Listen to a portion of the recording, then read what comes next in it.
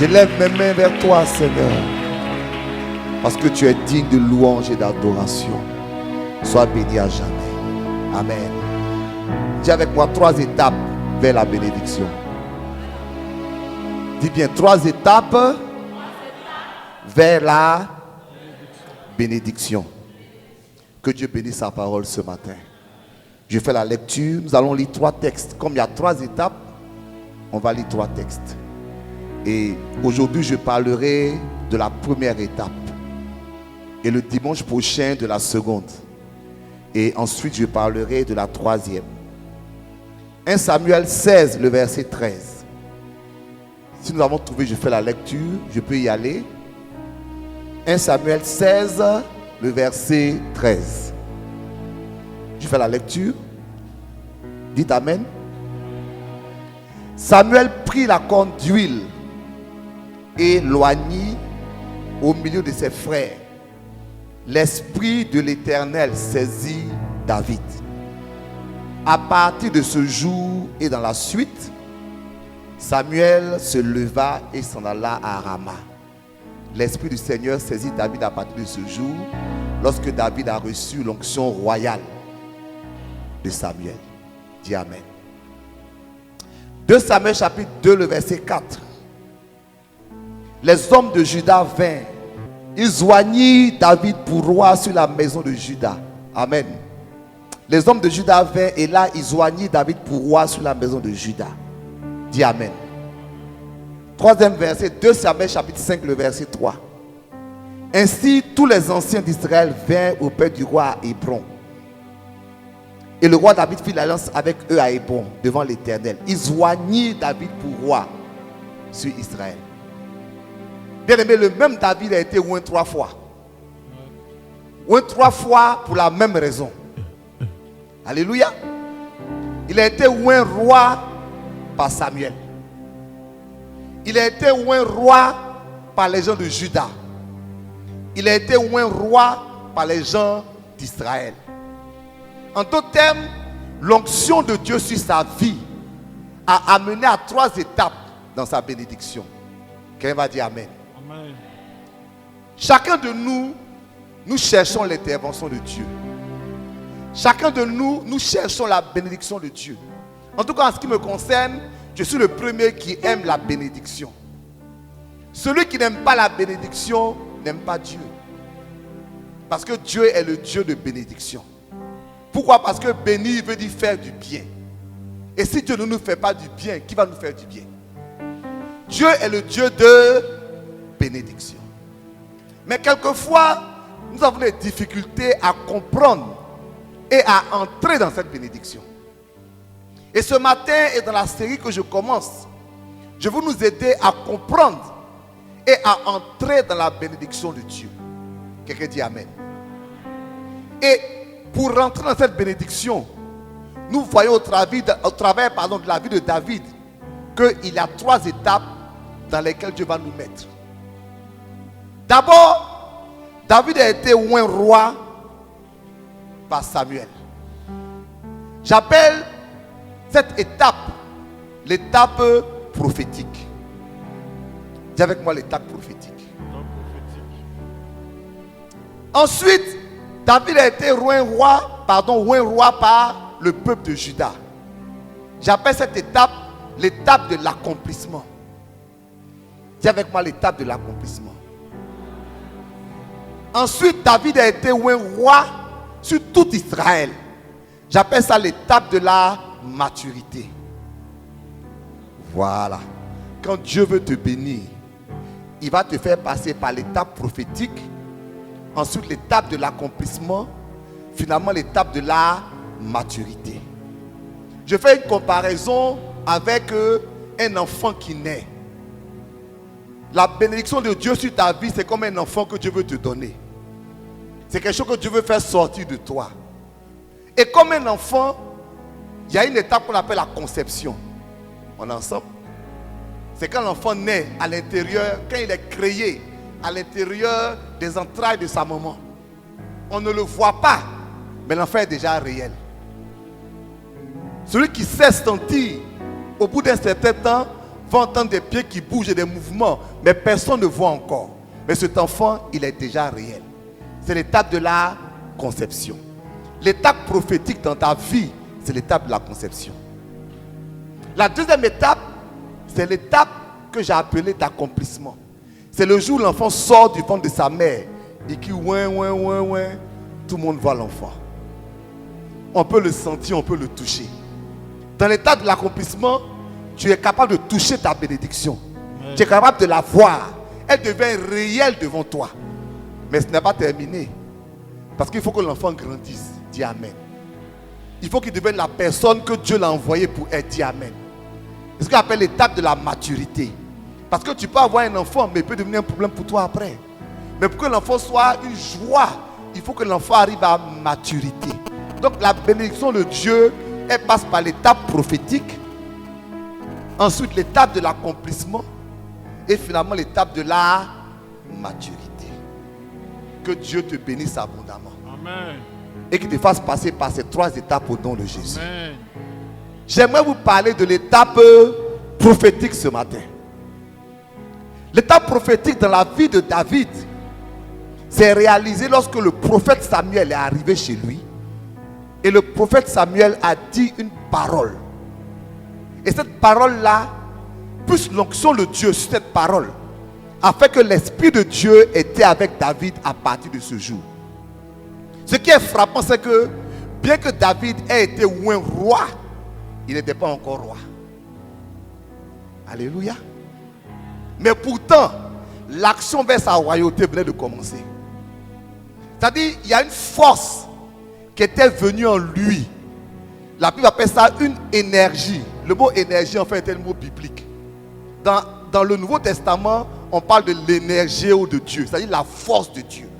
C'est quelque chose qui vient en toi et qui va t'amener quelque part, qui va t'amener vers ta destinée. Est-ce que je vais entendre Amen? Toute bénédiction commence par une parole prophétique. Si une bénédiction n'est pas prophétique, alors il faut prier pour qu'elle le devienne. Si ton mariage n'a pas été prophétique, prie pour qu'il le devienne. Si ton travail n'a pas été prophétique, prie pour qu'il le devienne. Si ton ministère n'a pas été prophétique, prie pour qu'il le devienne. Pourquoi? Parce que l'onction prophétique, c'est la parole que Dieu dit sur quelque chose. Et si tu n'as pas parlé de ton affaire et que tu es en train de la faire avancer par ta propre force, tu vas continuer à travailler avec ta force. Et ta force va t'abandonner sur le chemin. Est-ce que je parle à quelqu'un? Regardez quelque chose. Vous êtes avec moi ce matin? Est-ce que vous êtes avec moi ce matin? Je ne sais pas si David rêvait d'être roi. Je ne sais pas si David avait envie d'être roi. Je ne sais pas si David avait projeté d'être roi. Mais ce n'est pas ce qui est important. Ce n'est pas ce que David voulait. Ce n'est pas ce que David avait envie de faire. Ce n'est pas ce que David avait projeté de faire. C'est le fait que la parole de Dieu est venue sur David pour qu'il sera roi. La bénédiction, ce n'est pas ce que tu as envie de faire. Ce n'est pas ce qui te plaît. Ce n'est pas ce qui t'intéresse. La bénédiction, c'est ce que Dieu dit de ta vie. Quand tu es en train de faire ce qui te plaît, ce n'est pas un péché, bien-aimé. Regardez-moi, ce n'est pas un péché. Le seul problème, c'est que tu es en train d'avancer sans l'énergie de Dieu. Puisque c'est ton choix. Donc tu vas y travailler fort pour l'accomplir. Tu vas te battre pour l'accomplir. Le problème, c'est que ta force est limitée. Et comme ta force est limitée, tu vas te décourager le long du chemin. Parce que la force de Dieu n'est pas dans ta bénédiction. Et tu dis, mais moi je voulais être ceci, mais je n'arrive pas. Je voulais c'est ça, mais je n'arrive pas. Tu n'arrives pas parce que c'était ton projet, que tu as mûri, que tu as envie de faire, ce n'est pas un mauvais projet. C'est peut-être bien pour toi. Peut-être ça te plaît. Peut-être c'est ce que tu voulais de ta vie. Mais si Dieu n'a pas parlé dedans, l'énergie que Dieu veut apporter à ton projet n'existe pas. C'est la raison pour laquelle quand tu veux qu'un projet réussisse, il est soit prophétique ou il doit le devenir. Vous ne dites pas amen, mais ce n'est pas grave. Vous ne dites pas amen, mais ce n'est pas grave. J'entends quoi par il est soit prophétique ou bien il doit le devenir. Il est soit prophétique parce qu'avant d'y entrer, Dieu m'a parlé. Alléluia. Je suis dans cette chose parce que Dieu m'a parlé. Dieu m'a dit, vas-y mon fils, vas-y ma fille, je vais faire ça pour toi, je vais faire ceci pour toi. Donc le projet est prophétique au départ. Ou bien il faut qu'il le devienne parce que peut-être je suis dedans de moi-même. Mais maintenant que c'est difficile là, qu'est-ce que je fais? Il faut que je prie pour que Dieu parle. Pour que Dieu dise une parole. Pour que Dieu dise ce qu'il va faire. Vous savez, quelle que soit l'erreur que tu as fait pour rentrer dans un projet, Dieu est encore capable de le rendre prophétique. David a couché à Beersheba. C'était un adultère. David a tué le mari de Beersheba. C'était un meurtre. Dieu a frappé David à cause de cet acte. C'était une punition. Cependant, ça n'a pas empêché Dieu de donner à David un enfant prophétique par cette femme-là. Un enfant qui s'appelait Salomon. Et quand Salomon est venu, Dieu lui a dit, voici celui qui va régner à ta place. Voici celui sur lequel j'ai mis une onction prophétique. Donc, même quand c'est gâté, alléluia, tu peux demander à Dieu, Seigneur, parle. Parle. Parle. Parce que ta parole est une semence. J'ai parlé de l'onction ou bien de l'étape prophétique comme l'étape de la conception. Pourquoi? Parce que la conception est produite par une semence. Amen. Et la Bible dit dans le Nouveau Testament, dans la bouche de Jésus, il dit, la semence, c'est la parole. C'est-à-dire, cette capacité à enfanter, elle vient de la parole. À la réalité, nous les chrétiens, nous confondons l'accomplissement et l'exaucement. Quelqu'un va me dire amen. L'exaucement, c'est quand Dieu te répond. L'accomplissement, c'est quand tu vois la réponse. L'exaucement, c'est quand Dieu te répond. L'accomplissement, c'est quand tu vois la réponse. Quand Habakkuk a prié, Dieu dit, je me tenais devant Dieu. Dieu a répondu à Habakkuk. Il dit, la prophétie va s'accomplir certainement. C'était la réponse. C'était l'exaucement. Attends seulement. En d'autres termes, elle est en route. Alléluia. Tu ne la vois pas, mais moi, Dieu, je t'ai déjà répondu. On doit prier dans nos circonstances. Pas seulement pour l'accomplissement, mais pour l'exaucement. Bien aimé, regardez-moi. Il y a des choses que je fais parce que je sais que Dieu m'a exaucé. Bien que je n'ai pas encore vu ces choses s'accomplir. Nous sommes ici, nous voulons construire des églises de 4000 places. Nous voulons construire, faire venir ce matériel. Je n'ai pas l'argent de ça, mes frères. Amen. Je n'ai pas l'argent de ça, mes soeurs. Je n'ai pas. Mais Dieu m'a exaucé. Je n'ai pas encore vu l'accomplissement. Mais Dieu m'a exaucé. Il m'a dit, mon fils, ne t'inquiète pas, je vais le faire. Et puisque Dieu m'a exaucé, je suis comme Habakkuk. J'attends l'accomplissement. Peut-être c'est en train de tarder, mais j'attends l'accomplissement. Ce matin, que Dieu exauce quelqu'un. Dis que Dieu exauce quelqu'un. Reçois la parole prophétique pour ta bénédiction. Reçois l'onction prophétique pour ta bénédiction. Que Dieu parle dans ta situation. Tu sais, tu dois même prier jusqu'à ce que Dieu parle. Ne te satisfais pas du silence de Dieu. Quand Jésus prie, il dit notre Père qui est aux cieux, que ton nom soit sanctifié, que ta volonté soit faite. Donc je sais une chose, ce qui sera fait, c'est la volonté de Dieu. Amen. Et c'est pour ça que je veux connaître ce que Dieu veut dans une situation. Mon challenge financier, qu'est-ce que tu dis, Seigneur? Ma situation de foyer, tu dis quoi, Seigneur? Ma situation professionnelle, tu dis quoi, Seigneur? Car si Dieu t'a répondu, il t'a exaucé. Comme dit le chant, quand j'ai crié, mon Dieu m'a répondu. Mon Dieu m'a entendu. Il s'appelle Elishama. C'est ça, non? Elishama. Mon Dieu entend toujours. Mon Dieu répond toujours. Son nom c'est Elishama. C'est ça. Quand j'ai crié, mon Dieu m'a entendu. Mon Dieu m'a répondu. Il s'appelle Elishama. Elishama. Mon Dieu entend toujours. Mon Dieu répond toujours. Son nom c'est Élie. Mon frère crie. Alléluia. Il faut que Dieu t'entende. Il faut que Dieu te réponde. Alléluia.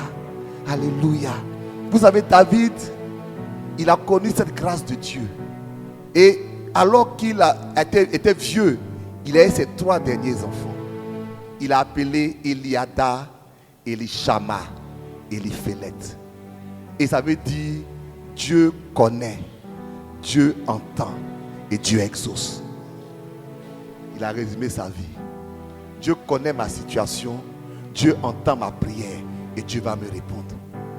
Tu as besoin de l'onction prophétique. Tu as besoin que Dieu parle dans ta situation. Parce que sans onction prophétique, vous savez, j'ai dit aux gens, tu peux avoir une bénédiction accidentelle. Ce qu'on appelle bénédiction accidentelle, c'est quelque chose que Dieu fait dans ta vie que tu n'as peut-être pas compris. Mais une bénédiction de destinée est soutenue par une onction prophétique. Il y a une parole que Dieu a dit. Ton mariage doit être prophétique. Dis Amen. Je n'ai pas de te marier par prophétie. Dis ton mariage doit être prophétique. Parce que tu veux dire quoi? Je dis, c'est pas qu'un forcément tu as te dit, voici ta femme, voici ton mari.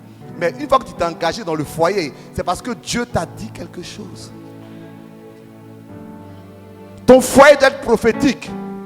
Si le foyer devient difficile, au lieu de prendre tes bagages pour partir, demande à Dieu. Qu'est-ce qu'il va dire? Parce que ce que je veux te faire comprendre dans l'onction prophétique, ce n'est pas une parole, c'est une puissance. Ce n'est pas que Dieu parle comme ça. C'est que dans ce que Dieu dit, il y a une force qui accompagne. Lorsque Samuel a oint David et qu'il a parlé, on dit l'Esprit de l'Éternel était avec David à partir de ce jour. Donc ce n'était pas une parole, c'était une force. Pour tes finances, qu'est-ce que Dieu dit? Pour l'enfantement que tu cherches, qu'est-ce que Dieu dit? Si Dieu t'a exaucé, alors Dieu va accomplir. Dis avec moi, étape prophétique. Il y a 3 choses qui sont importantes qui vont arriver dans ta vie. Dieu va te donner 3 forces. C'est la force de préparation. Amen. C'est la force de positionnement et c'est la force de percer. Dites avec moi préparation. Dis positionnement et puis percer. Lorsque Samuel a oint David comme roi, David est retourné à son travail de berger. Point. Pourquoi? Parce qu'aux yeux de Dieu, il n'était pas encore prêt. Et qu'est-ce qui s'est passé dans son travail de berger? Il a commencé à affronter des choses bizarres. L'ours et le lion. Amen. Et voilà ce que David dit quand il parle de ses victoires sur l'ours et sur le lion. Il dit Dieu qui m'a donné la victoire sur l'ours et sur le lion. Ça, c'est qu'il devait affronter maintenant Goliath. Le problème du combat de David sur l'ours et sur le lion, c'est que personne n'était là. Personne ne savait. Le problème du combat de David et de la victoire sur l'ours et sur le lion, c'est que personne n'était là. Ce n'est pas une victoire publique. Personne ne savait que David était capable de tuer un ours ou un lion. Même ses propres frères pensaient que David était un petit berger. Alléluia. Ils pensaient que c'était un enfant frisé qui avait un bois seulement. Ils ne savaient pas que David était là. À cause de la parole prophétique dans sa vie, David était préparé à de grandes choses. Il avait fait de grands combats en privé qui allaient se manifester en public. Je vais parler à quelqu'un ce matin. Pendant que Dieu t'a parlé, il y a des choses qui arrivent dans ta vie, il y a des situations. Peut-être que les gens ne comprennent pas, mais Dieu est en train de te préparer à de grandes choses. Il y a des choses que Dieu est en train de faire en toi, de travailler en toi, qui sont secrètes, mais qui vont se manifester un jour. Je me rappelle, quand j'ai commencé à prêcher, il y a un de mes amis qui est venu, il dit, Marc-Antoine, il dit, mais où est-ce que tu as appris à prêcher comme ça? Parce qu'on marchait tous les jours ensemble. On jouait dames ensemble. On jouait ludo ensemble. On jouait ballon ensemble. Mais ce n'est pas ce que Dieu avait mis en moi. Les gens peuvent marcher avec toi, mais ils ne savent pas ce que tu es. Ils ne savent pas qui tu es. Parce qu'en privé, quand Dieu te donne une parole prophétique, s'il dit, tu vas devenir milliardaire, alléluia, il va te commencer à te mettre des situations où tu vas gérer l'argent. Peut-être les gens vont penser que tu es en train d'échouer, mais en fait, tu n'es pas en train d'échouer, tu es en train de te préparer. C'est comme ça. Si Dieu va t'élever d'un domaine, il faut qu'il crée des situations dans ce domaine. Il a prophétisé. Il va commencer peut-être petit. Tu vas pas comprendre ce qui se passe. Tu vas dire, mais qu'est-ce qui arrive? Mais Dieu est en train de te préparer. Parce que quand tu as vaincu l'ours et le lion, un jour tu vas affronter Goliath.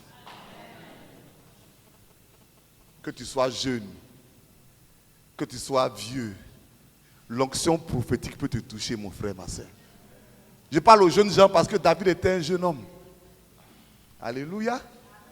Quand Samuel est venu chercher les gens de grande taille, musclés, Dieu dit, je ne veux pas tous ces gars-là. Parce que moi, je ne regarde pas l'apparence, je regarde au cœur. Donc, je prophétise ce matin que quelqu'un reçoit l'onction de préparation sur sa vie. Pour quelque chose que Dieu veut faire de grand dans ses circonstances. Pour une parole que Dieu veut amener dans ses affaires, dans son foyer, dans ses finances, dans son ministère. Quelque chose où Dieu veut l'amener. Une bénédiction que Dieu veut pour lui. Dis Amen. La deuxième force que l'onction prophétique va te donner, c'est quoi? C'est qu'on note. Le positionnement. Que Dieu te bénisse. David doit être roi. Amen. Mais David était un villageois. C'est un villageois. Il est d'un petit village qui s'appelle Bethléem. Bethléem n'est pas la ville principale où se trouve le roi et toute sa cour.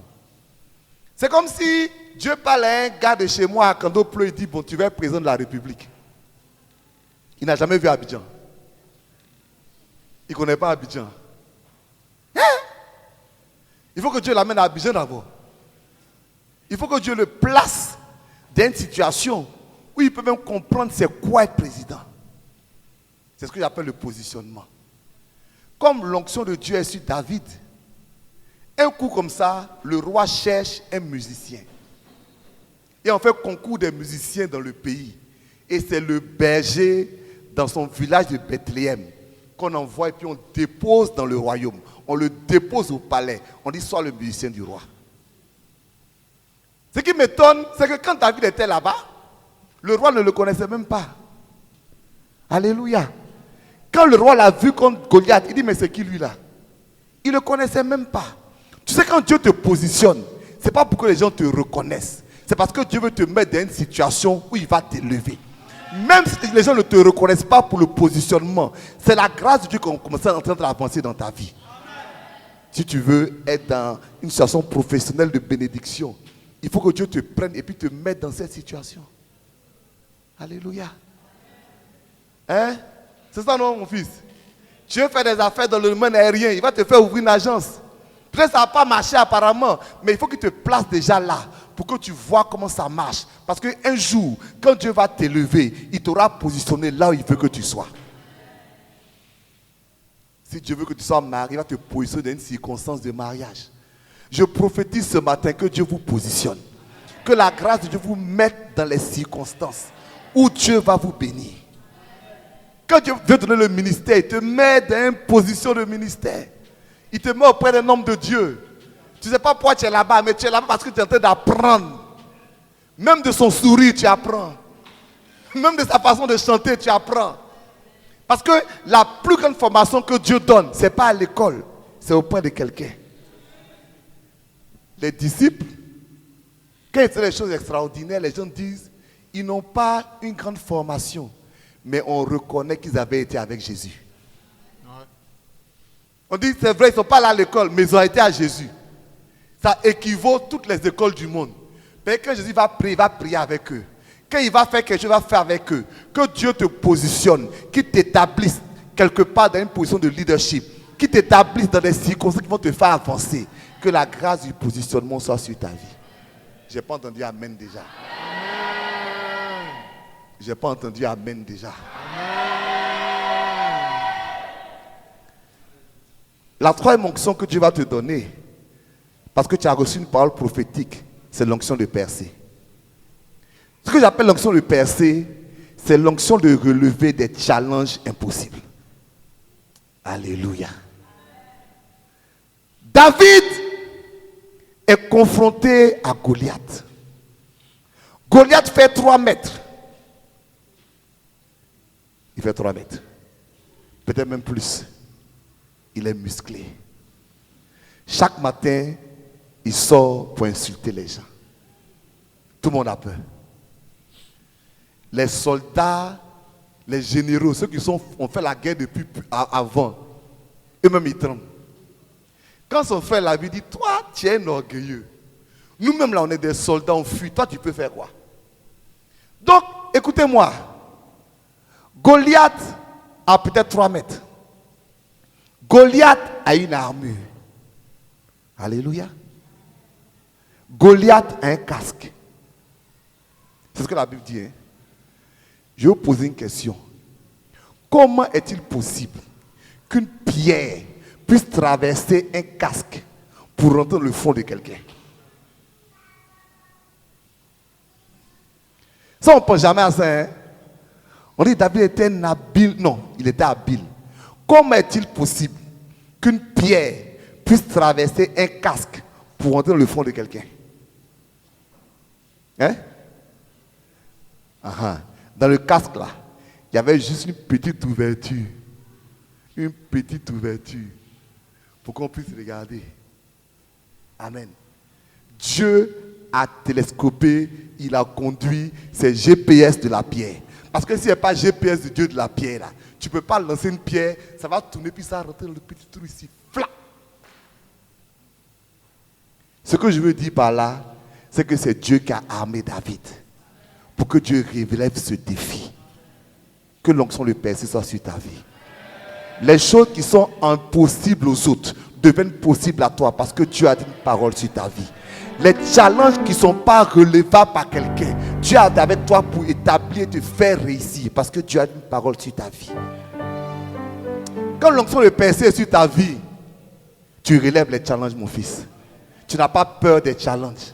Parce que tu sais une chose, Dieu a parlé. Donc même si ça semble difficile pour tout le monde, Dieu va faire.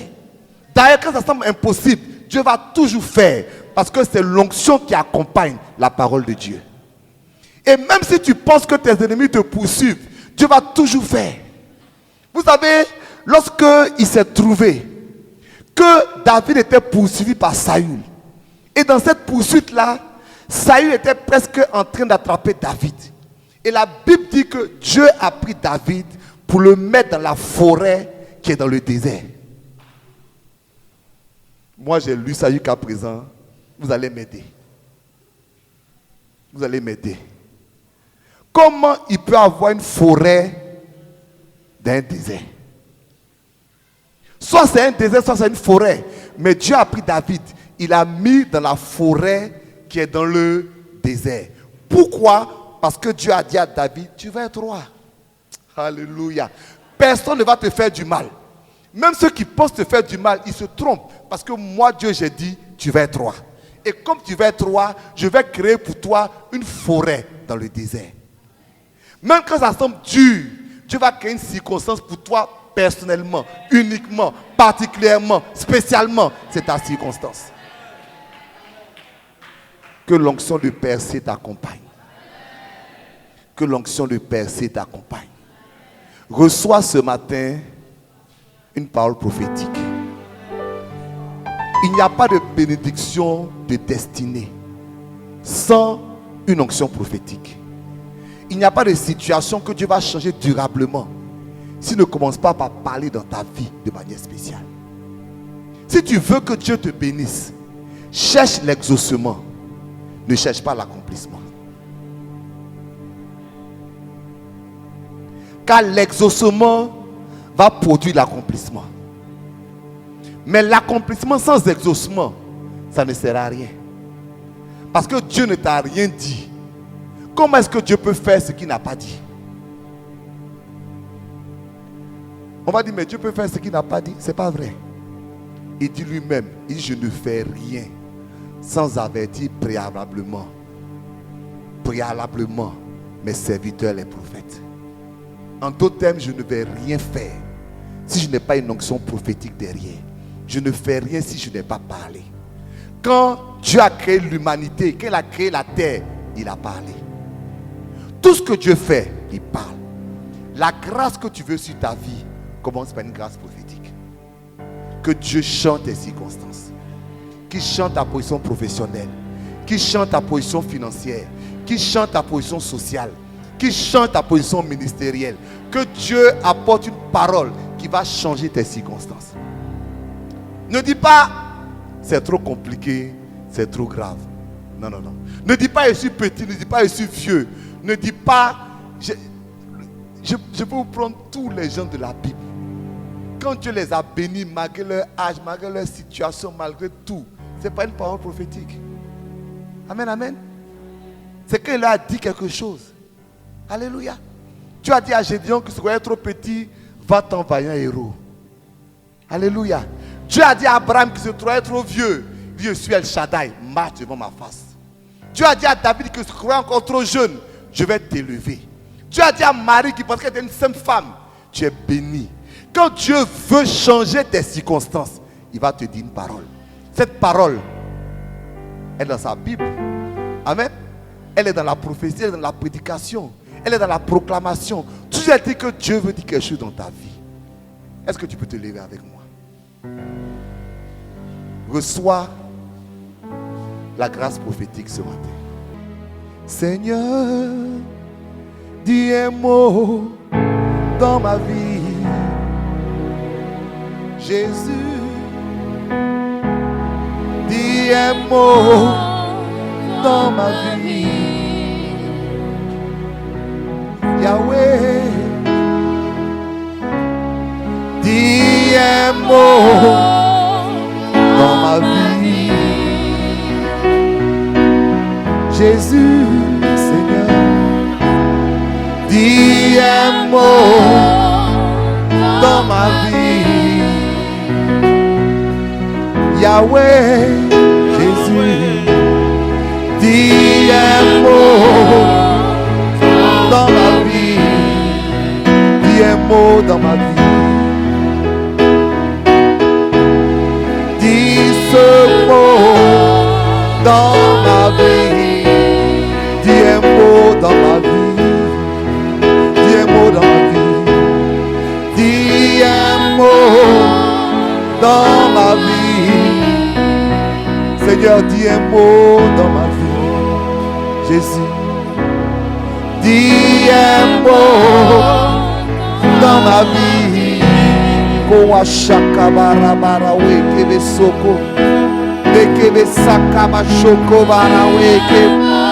un mot dans ma vie. Koa shaka bara masoko. Dis un mot dans ma vie. Dis un mot dans ma vie. Dis un mot.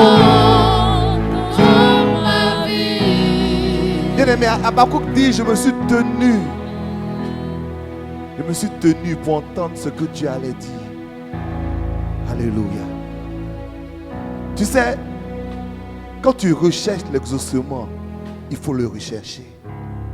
Il ne faut pas que ce soit quelque chose de passager. Habakkuk s'est tenu devant Dieu pour dire, je vais attendre de voir ce que Dieu va me dire. Et il n'a bougé que lorsque Dieu lui a parlé. Et Dieu lui a dit, cette parole que je te dis va s'accomplir certainement. Et il est passé de l'exaucement à l'accomplissement. Tu sais, on est pressé pour posséder. On est pressé pour déclarer. On est pressé pour proclamer. Mais posséder quoi? Déclarer quoi? Proclamer quoi? Je possède ce que Dieu a dit. Je proclame ce que Dieu a dit. Je déclare ce que Dieu a dit. Et Dieu n'est pas un menteur. Et j'ai cette énergie, cette force. Dieu dit, bâtis-moi une église de 4000 places. Je n'ai pas d'argent, mais je sais que je peux avancer. Mais s'il ne m'a pas dit ça, je ne veux même pas m'avancer parce que j'ai terminé des dettes. J'aurai des problèmes. Mais quand Dieu m'a parlé, alléluia. Il a dit à Pierre, il dit, sors de ce bateau et puis marche sur l'eau. Et Pierre dit, sur ta parole, je vais le faire. Reçois une parole pour ton mariage. Reçois une parole pour ton foyer. Reçois une parole pour tes finances. Reçois une parole pour ton ministère. Que l'onction prophétique t'accompagne. Le jour où Samuel a parlé et a oint David, on dit Dieu était avec lui à partir de ce jour. Il est resté berger, mais Dieu était avec lui. Il a affronté Goliath, mais Dieu était avec lui. Il était roi, mais Dieu était avec lui. Ce n'était pas une question ponctuelle, c'était continu. Pourquoi est-ce que Dieu était avec lui? Parce que Dieu même est obligé d'accompagner sa parole. Il est obligé. S'il a dit, il va faire. Reçois l'onction prophétique. Reçois une grâce prophétique. Que la grâce prophétique t'accompagne. Et que Dieu te bénisse abondamment. Acclame le Seigneur. Dis un mot dans ma vie. Dis un mot dans ma vie. Cet esprit est saint. Dis ce mot dans ma vie. Dis un mot dans ma vie. Dis un mot dans ma vie. Merci pour ta parole, Seigneur. Bénis-moi aussi et bénis ce peuple. Qu'une onction prophétique soit libérée et que ta destinée s'accomplisse dans nos vies. Bénis-nous, prépare-nous, positionne-nous. Donne-nous la percée. Au nom de Jésus. Amen. Vous êtes bénis, vous êtes bénis. Vous pouvez vous asseoir.